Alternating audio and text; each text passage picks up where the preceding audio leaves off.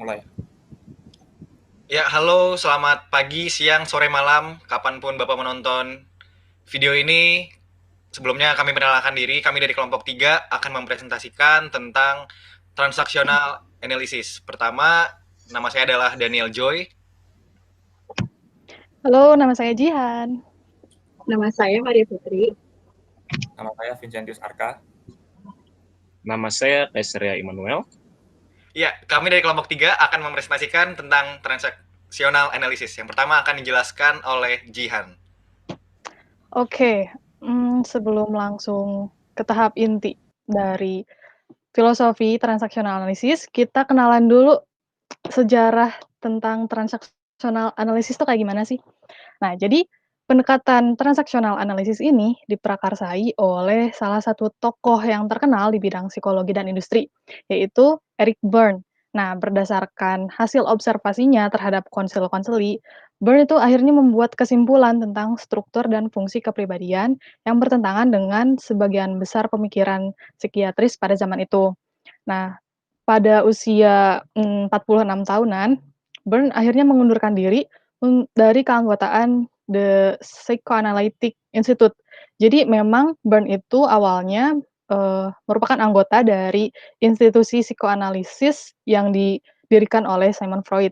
Namun akhirnya dia mengundurkan diri, kemudian dia mendobrak asumsi dasar dari psikiatri tradisional dan mulai berpraktik dengan transactional analysis. Nah, pendekatan transactional analysis ini diciptakan oleh Berne sebagai perkembangan dari pendekatan psikoanalisis yang dibuat sama Sigmund Freud. Nah, psikoanalisis itu sendiri menjelaskan tentang 3 struktur kepribadian, yaitu id, ego, dan superego. Nah, pada pendekatan transactional analysis ini, Berne mengembangkan bahwa struktur kepribadian ego itu punya 3 struktur lagi, yang namanya ego state.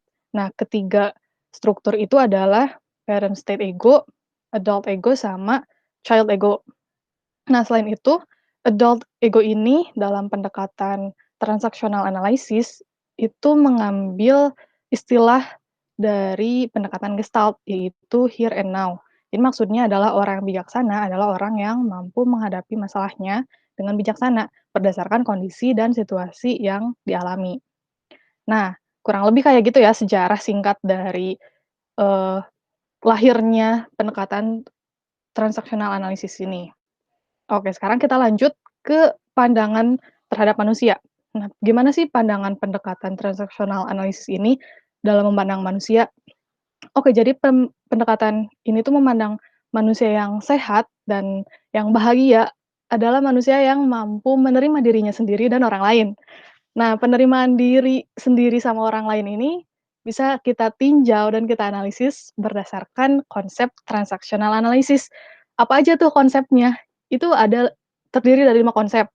Ada Johari Window, ada ego state, ada life script, life position, sama transaction. Nah, konsep itu nanti bakal kita jelasin. Selain itu, menurut pendekatan ini juga, manusia yang sehat adalah manusia yang dapat memilih ego state yang tepat ketika individu berinteraksi dengan orang lain gitu. Interaksi di sini dalam pendekatan itu disebut dengan transaction. Gitu. Jadi dengan kata lain, ketika berinteraksi dengan individu, kita itu mampu menyesuaikan diri dalam berperilaku terhadap individu lain yang kita hadapi. Kemudian, menurut pendekatan ini, manusia adalah makhluk yang semi-deterministik dan juga semi berkebebasan dalam memilih. Artinya deterministik itu, kita tuh terikat oleh masa lalu. Jadi masa lalu itu dianggap sebagai pengalaman yang penting dalam kehidupan manusia. Masa lalu itu dianggap sebagai, memiliki peran yang penting dalam kehidupan manusia. Nah, masa lalu itulah yang besar kemungkinannya menyebabkan manusia memiliki perilaku yang dominan pada salah satu ego state-nya itu. Nah, ego state-nya itu adalah antara parent state, parent ego, atau child ego. Namun demikian, manusia itu punya kebebasan dalam memilih. Nah, maksudnya manusia itu bisa memilih, bisa memilih ego mana yang akan dia tunjukkan, akan dia tampilkan dalam perilakunya di kehidupan sehari-hari, gitu. Selain itu manusia juga punya sifat optimistik dan pesimistik yang merupakan, sifat yang dasar yang membuat manusia itu punya kecenderungan dalam menampilkan perilakunya di kehidupan sehari-hari. Nah, dalam kehidupan sehari-hari pun, lingkungan sosial itu punya pengaruh yang besar terhadap dominasi ego state manusia, khususnya pengalaman manusia dalam berinteraksi dengan orang lain. Nah, itu pandangan, pendekatan transaksional analysis dalam memandang manusia yang sehat dan bahagia. Selanjutnya itu ada konsep dari transaksional analysis. Nah, konsep ini tuh ada 5 yang tadi udah disebutkan. Sekarang kita langsung bahas ke konsep yang pertama itu tentang Johari window. Oke, bakal dibahas oleh Are, Kaisaria. Ya, oke teman-teman semuanya. Kali ini saya akan membahas tentang konsep yang pertama, yaitu adalah konsep Johari window. Apa sih Johari window itu? Nah, jadi dalam bahasa Indonesianya, Johari window itu adalah jendela Johari. Nah, memiliki 4 kuadran seperti jendela. Nah, setiap kuadran itu menunjukkan sisi kesadaran atau ketidaksadaran diri terhadap pemahaman diri sendiri maupun orang lain. Nah, seperti Jihan katakan tadi, manusia yang sehat adalah manusia yang tidak sakit. Nah, jadi kita akan menjelaskan 4 konsep itu. Yang pertama adalah dalam Johari window adalah know self. Nah, jadi kuadran ini menjelaskan kepribadian individu secara terbuka. Artinya, kepribadian tersebut diketahui oleh diri sendiri maupun orang lain. Nah, contohnya ya, Thomas. Thomas adalah orang yang perhatian. Orang lain juga tahu bahwa Thomas itu perhatian. Nah, jadi ada kesesuaian antara apa yang diketahui oleh Thomas dan apa yang diketahui oleh orang lain. Nah, yang kedua adalah blind self. Nah, jadi pada kuadran ini, individu dianggap buta. Buta di sini tidak mengetahui apa yang dia miliki. Jadi, individu tidak mengetahui bahwa dirinya memiliki kebiasaan demikian, tetapi orang lain mengetahuinya. Contohnya, Thomas itu suka garuk-garuk leher. Nah, tetapi Thomas tidak tahu dia suka garuk-garuk leher. Nah, orang lain tahu tanpa sengaja, orang lain mengetahui hal itu. Nah, dapat disimpulkan bahwa Thomas tidak tahu apa yang dia lakukan, tapi orang lain tahu apa yang dia lakukan. Nah, contoh yang ketiga adalah hidden self. Kuadran ini menjelaskan kepribadian yang diketahui oleh diri sendiri, namun tidak diketahui oleh orang lain. Kepribadian ini cenderung bersifat pribadi. Contohnya, Thomas itu selain perhatian, seperti orang lain tahu, dia juga suka beramal. Dia orangnya sangat peduli tentang sekitar, tapi dia tidak menunjukkan ke orang lain, karena itu menurutnya adalah suatu privasi bertindak tentang dia. Nah, selanjutnya adalah unknown self. Kuadran ini menjelaskan bahwa baik diri sendiri maupun orang lain tidak mengetahui kepribadiannya itu. Umumnya hal ini berkaitan dengan tingkah laku yang baru atau mungkin muncul dengan life script individu.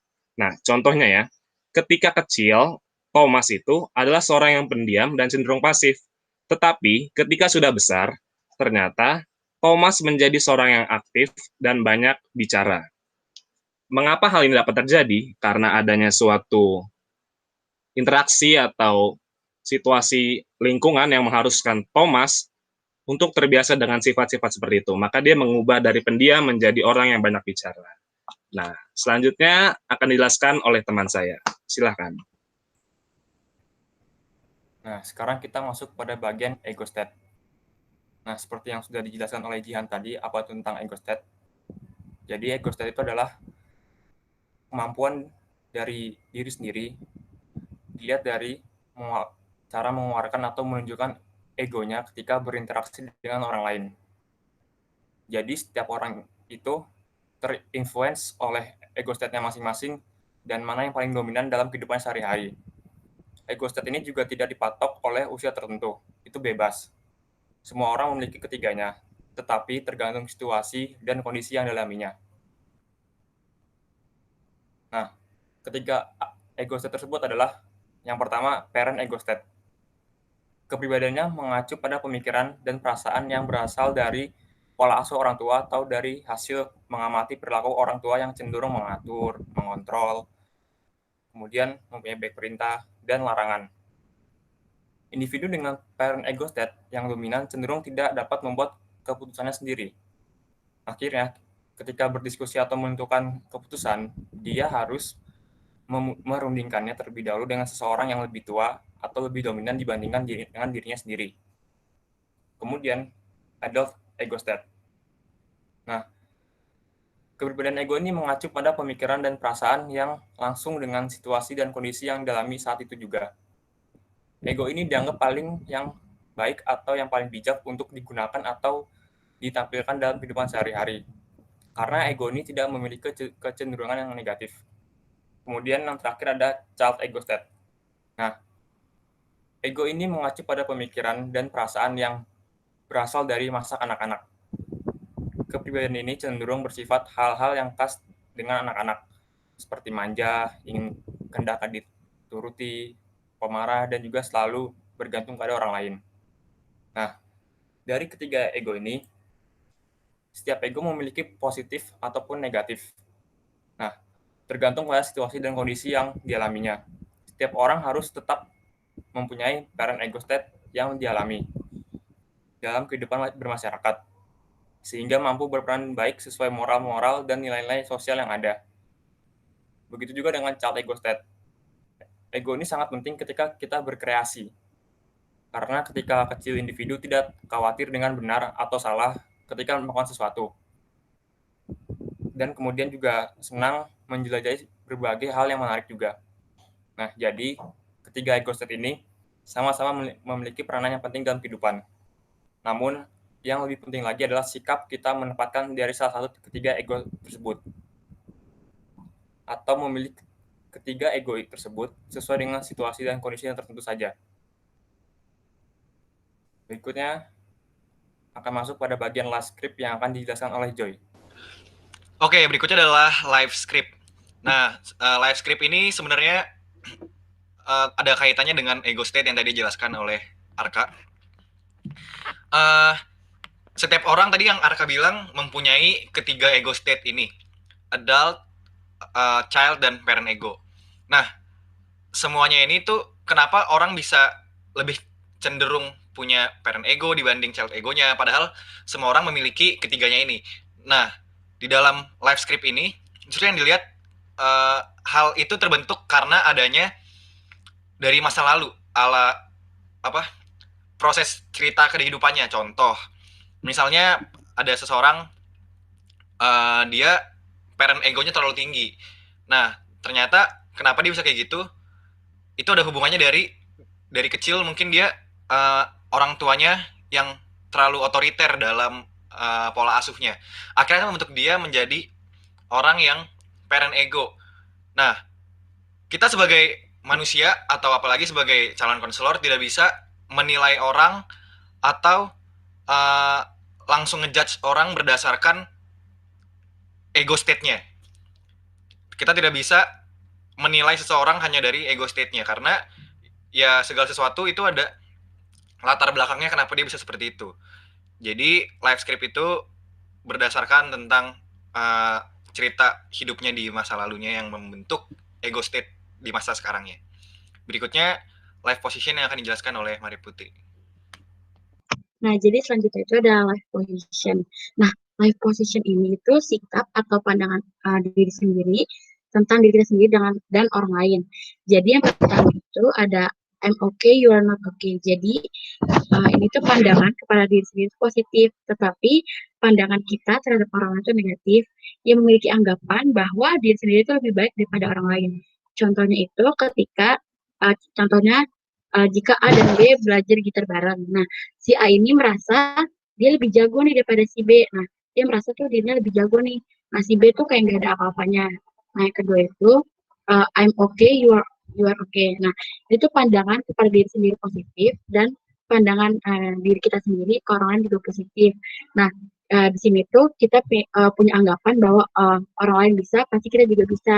Jadi kayak contoh yang tadi, A sama B sama-sama belajar gitar bareng. Nah, si A tuh yakin pasti gue bisa, nah si B juga bisa kayak gitu. Nah, yang ketiga itu ada I'm not okay, you are not okay. Jadi ini tuh pandangan diri sendiri tuh negatif, tapi pandangan diri kita ke orang lain juga negatif. Nah, ini tuh memiliki anggapan bahwa diri sendiri sama orang tuh gak ada harapan, gak bisa apa-apa. Contohnya si A dan B main gitar, belajar gitar bareng nih. Si A tuh udah nyerah duluan, nah si B juga nyerah gitu loh. Kayak sama-sama, ya udah kita berdua sama-sama nggak bisa belajar gitar. Nah, yang terakhir itu ada I'm not okay, you are okay. Jadi pandangan kepada diri sendiri negatif, tetapi pandangan diri sendiri ke orang lain positif. Nah, ini kita memiliki anggapan bahwa diri sendiri itu tidak dapat menyaingi orang lain, atau kita tuh punya sikap tidak percaya diri. Jadi si A merasa si B tuh ya udah emang dia jago, gue nggak bisa apa-apa. Nah, kayak gitu. Selanjutnya transaction yang akan dijelaskan oleh Jihan. Oke, masih semangat ya teman-teman? Masih semangat. Oke. Nah, transaction ini merupakan konsep terakhir dari konsep transaction analysis. Nah, jadi konsep ini tuh membahas tentang gimana sih kita dalam mengeluarkan ego state kita saat berinteraksi dengan orang lain gitu. Terus pada konsep ini juga ada istilah sender sebagai stimulus atau yang pertama mengajak berbicara, sama ada receiver sebagai respon atau lawan bicara kita. Nah, interaksi tadi itu dibedain menjadi 3 jenis berdasarkan gimana lawan bicara kita merespon gitu. Nah, yang pertama ada complementary atau transaksi komplementer. Nah, jadi transaksi ini tuh merupakan transaksi yang menghasilkan respon yang sesuai dengan stimulusnya. Jadi respon yang kita kasih sesuai dengan apa yang diharapkan gitu, sesuai dengan stimulus yang diberikan. Tipe ego dalam interaksi ini itu adalah, tipe, parent ego state sebagai stimulusnya, sebagai sendernya.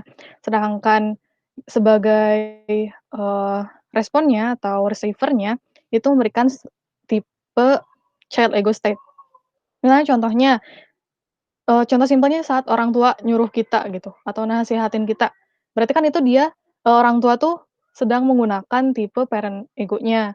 Nah, idealnya kita tuh sebagai anak menunjukkan, eee, tipe child ego kita, itu dengan menuruti perintahnya, mengikuti nasihatnya gitu. Jadi sehingga menghindari konflik gitu loh.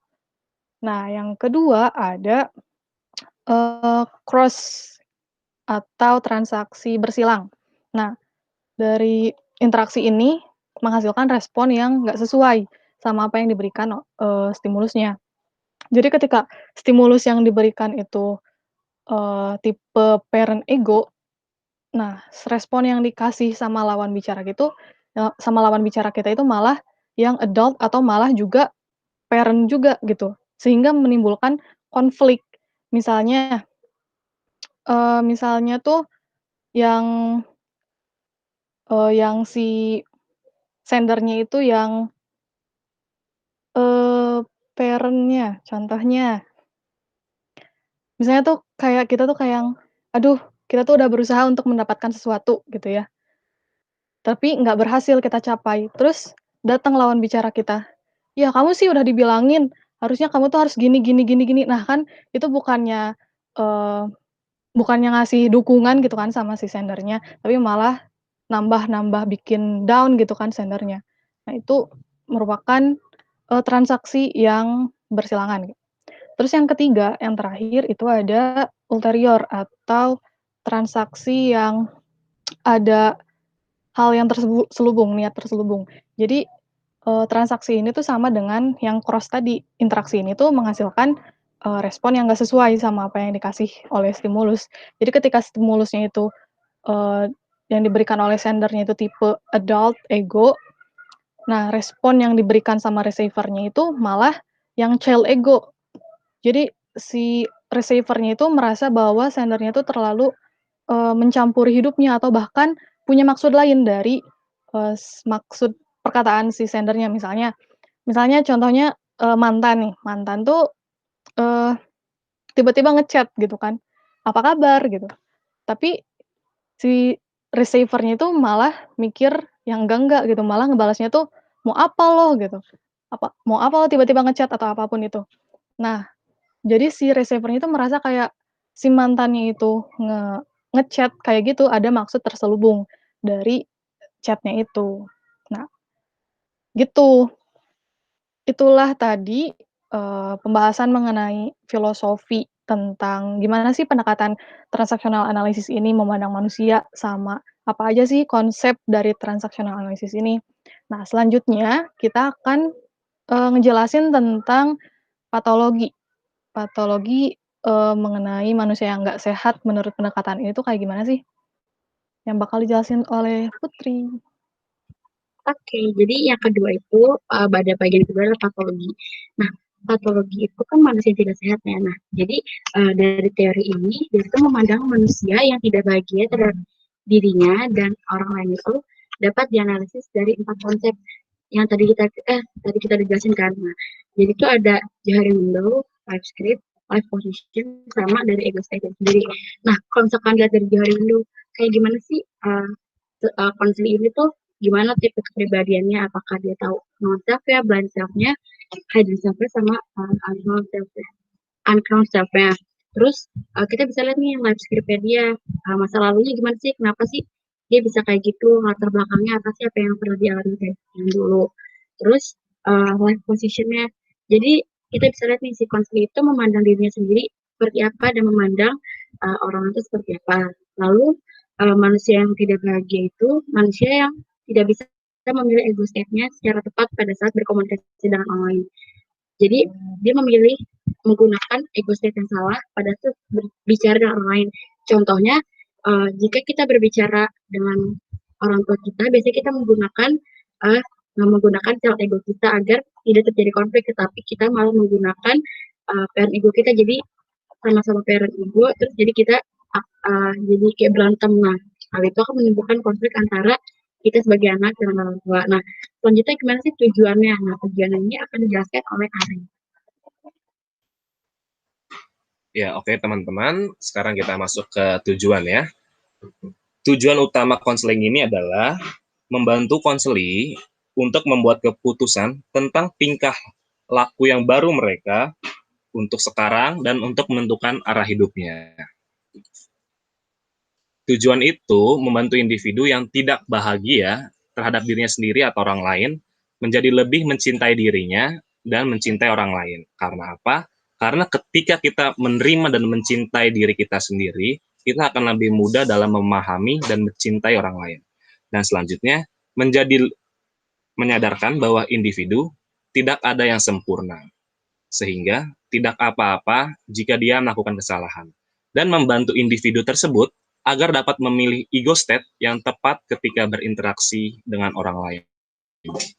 Secara tidak langsung, teknik ini, maksud saya tujuan konseling ini juga mampu berkata kepada konseli bahwa it's okay to be nggak apa-apa sekarang kamu jatuh, nggak apa-apa sekarang kamu bermasalah, tetapi yang terpenting adalah bagaimana cara kamu bangkit dari kesalahan itu dan kamu dapat menyesuaikan antara kebutuhan ego state kamu dengan situasi dan lingkungan yang sedang kamu alami.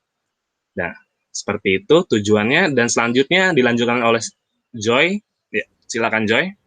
Iya, berikutnya adalah strategi. Nah, strategi di sini apa yang kita lakukan untuk bisa menangani patologi yang tadi sudah dijelaskan. Nah, strategi yang bisa kita gunakan sebagai konselor atau sebagai teman yang baik kepada teman yang memiliki patologi, strateginya adalah meningkatkan self-awareness. Nah, meningkatkan self-awareness ini gimana caranya? Yang pertama, menyadarkan seseorang itu untuk mengenai ego state yang dimunculkan.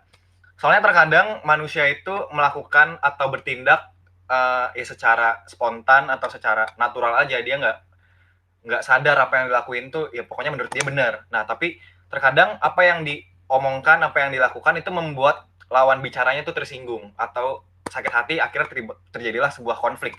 Nah, kita sebagai konselor yang dapat kita lakukan adalah yang menyadarkan mereka tentang yang tadi kamu lakukan itu sebenarnya begini. Nah, selain itu kita juga bisa membantu mereka, individu tersebut, untuk menentukan kapan mereka harus memunculkan ego state tertentu. Ya contohnya yang tadi sudah dibilang Jihan, kalau misalnya ngomong sama orang tua, alangkah baiknya yang dikeluarkan ya child ego supaya orang tua juga nggak ada terjadi konflik sama kita. Ya seperti itu. Itu adalah strategi yang bisa kita lakukan. Berikutnya adalah teknik yang akan dijelaskan oleh Arka. Oke, sekarang kita masuk pada bagian teknik. Nah, jadi di sini tuh teknik itu ada 4 teknik. Yang pertama personal reflection, yang kedua role playing, yang ketiga adalah family modeling, yang keempat adalah beberapa teknik dari teori Gestalt. Nah, yang pertama ada personal reflection. Nah, jadi personal reflection itu merupakan teknik yang membantu konseli merefleksikan life script-nya. Jadi di sini konseli diminta untuk menceritakan kisah hidupnya dari kecil hingga sekarang. Nah, tetapi jika konseli tidak mampu menjelaskannya secara verbal, konseli diminta untuk mencoba menceritakan dalam bentuk tulisan saja, yaitu seperti autobiografi, dalam waktu yang telah ditentukan, sehingga konseli lebih leluasa dalam mencurahkan kisah hidupnya. Kemudian ada role playing. Jadi role playing itu atau bermain peran biasanya dilakukan di dalam konseling kelompok, di mana melibatkan orang lain juga. Anggota kelompok berperan sesuai dengan ego state yang bermasalah dengan konseli. Contoh misalkan seperti ini. Budi dominan dengan parent ego. Maka ia berperan sebagai child ego. Begitu juga sebaliknya. Tono yang dominan dengan child ego akan berperan dengan parent ego. Jadi, dalam kegiatan ini, para konseli berlatih untuk bertingkah laku sesuai dengan apa yang akan diuji coba di dunia nyata. Teknik ini juga bertujuan untuk membuat konseli mendapatkan insight atau kesadaran tentang ego state yang dominan, sehingga dia dapat berkomitmen untuk mengubah kebiasaan yang lama menjadi kebiasaan baru yang lebih baik. Yang ketiga adalah family modeling atau penokohan keluarga. Nah, di sini tekniknya untuk membantu konseli merefleksikan pengalaman parenting style-nya. Jadi, family modeling ini sama dengan role playing. Teknik ini biasanya dilakukan dalam konseling kelompok juga. Konseli bertindak sebagai sutradara, produser, atau aktor. Konseli ini mendefinisikan situasi dan menggunakan anggota kelompok sebagai pengganti anggota keluarganya. Teknik ini juga membantu konseli dalam memahami prinsip atau ego state yang dipegang teguh olehnya berdasarkan pengalaman parenting style-nya. Sehingga konseli dapat menerima dirinya dan keadaannya, namun juga tetap diberikan kebebasan memilih apakah konseli mau berubah menjadi lebih baik dan bijak, ataukah menjadi tetap keadaan yang sekarang. Nah, dan yang terakhir adalah beberapa teknik dari Gestalt. Nah, teknik ini bisa dipinjam juga dari teori Gestalt. Nanti kalian bisa lihat sendiri dari penjelasan dari teori Gestalt sendiri. Nah, jadi ini sangat banyak menggunakan teknik-teknik yang ada di dalam pendekatan Gestalt, seperti contohnya kursi kosong, kemudian bertahan dalam feeling-nya, dan lain-lain sebagainya. Nah, berikut kita akan masuk pada bagian analisis kasus yang akan kita analisi. Boleh? Oke. Boleh? Nah, gak kerasa ya pembahasan tentang gimana sih atau apa sih itu pendekatan transactional analysis ini udah beres. Sekarang kami mau kasih contoh gimana menerapkan pendekatan ini dalam suatu kasus. Jadi, kasusnya tuh kayak gini, sebut aja namanya Dean sama Julian. Nah, Dean sama Julian ini adalah mahasiswa di Universitas A. Terus mereka tuh satu kelas, tapi satu kelas tuh bukan berarti mereka jadi teman yang baik gitu, teman yang dekat. Malah sebaliknya, mereka tuh jarang banget kelihatan deket. Mereka tuh kalau bareng-bareng, kalau deketan itu seringnya tuh malah bertengkar. Sering banget mempermasalahkan hal yang mungkin dianggap orang lain tuh sepele gitu. Terus suatu ketika mereka tuh akhirnya disatukan dalam tugas kelompok. Nah, ketika sedang mengerjakan tugas gitu, Julian tuh ngasih saran, "Eh, gimana kalau si hasil tugasnya itu kita dekor-dekor," gitu kan. Pokoknya Julian tuh ngasih saran buat nambahin dekor di, hasil tugasnya itu ke si Dean gitu, biar Dean tuh ngerjainnya. Tapi Dean tuh akhirnya nggak mau buat ngerjainnya. Bahkan nyuruh balik Julian gitu buat ngerjain sendiri si sarannya itu. Terus Julian tuh ngerasa nggak enak dong, ngerasa tersinggung dengan usulannya yang nggak diindahkan gitu sama si Dean. Akhirnya Julian tuh ngasih nasihat lah, langsung ngeluarin unek-uneknya gitu, tentang etika menghargai orang lain, tentang apapun itu. Akhirnya Julian ngomong ke Dean, terus Dean tuh ngerasa juga kayak digurui gitu sama si Julian. Dia tuh akhirnya ngebales lagi kalimat si Julian itu kalau, "Julian tuh orangnya ribet banget sih lo," atau gimana gitu. Terus malah membalik-balikan fakta gitu. Seakan kalau Julian tuh kayak yang suka ngehargain diri si Dean itu gitu. Nah, akhirnya pertengkaran terus terjadi, sering terjadi. Mereka tuh, bakal berhenti bertengkar kalau ada orang yang ngelerainya gitu, ada temennya yang ngelerainya. Baru deh mereka bisa berhenti bertengkar.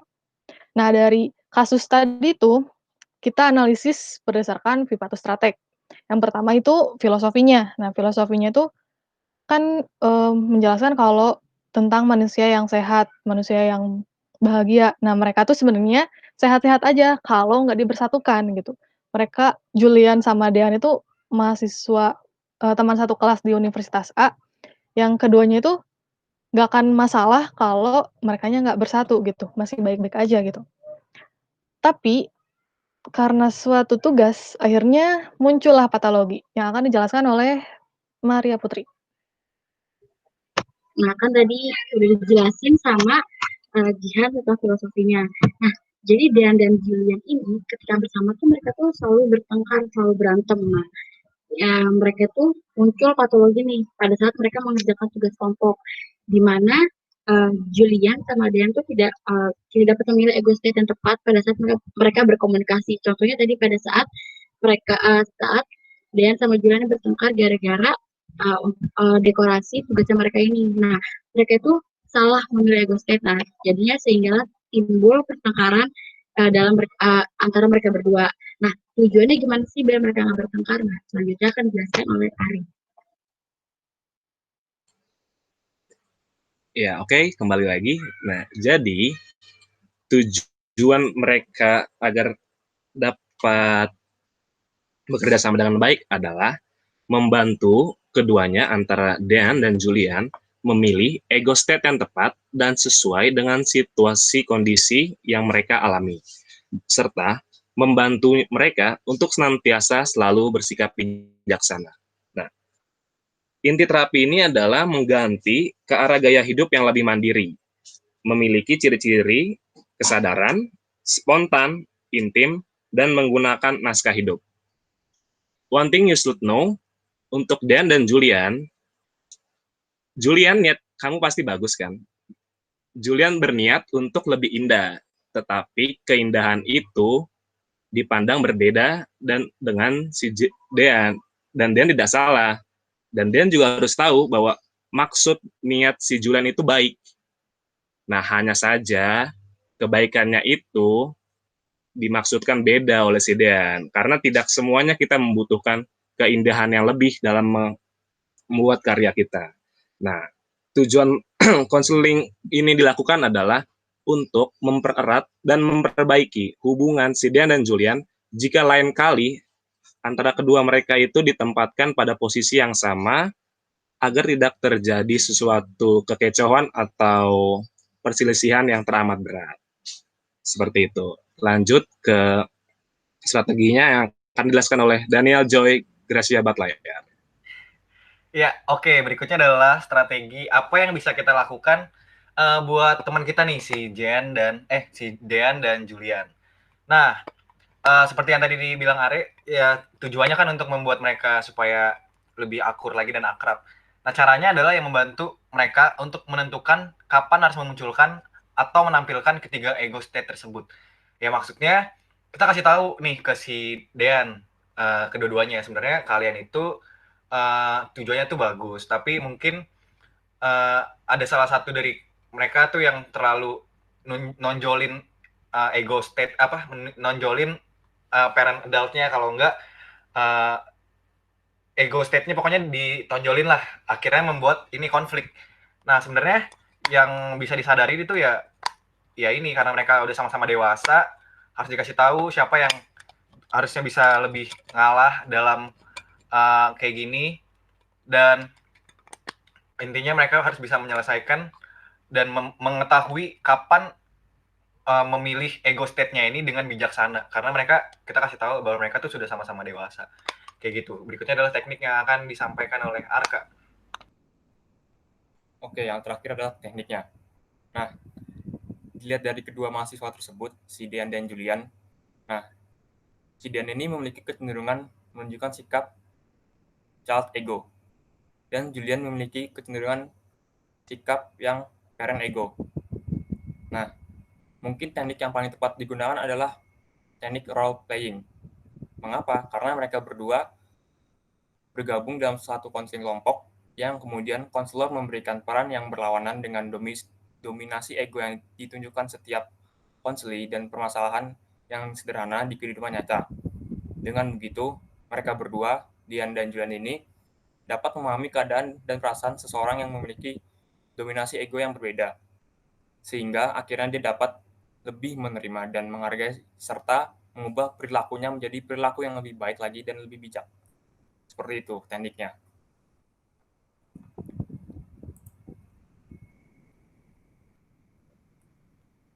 Iya, jadi itu adalah presentasi kami tentang transactional analysis. Semoga apa yang sudah kami sampaikan dari mulai patologi sampai teknik-tekniknya bukan hanya bisa buat kita sendiri kami belajar sambil mengerjakan tugas ini, tapi buat kita semua yang mendengarkan juga bisa sama-sama saling belajar. Dan terima kasih sudah mendengarkan. God bless you. Jaga kesehatan, guys. Terima kasih. Stay happy and healthy. Thank you.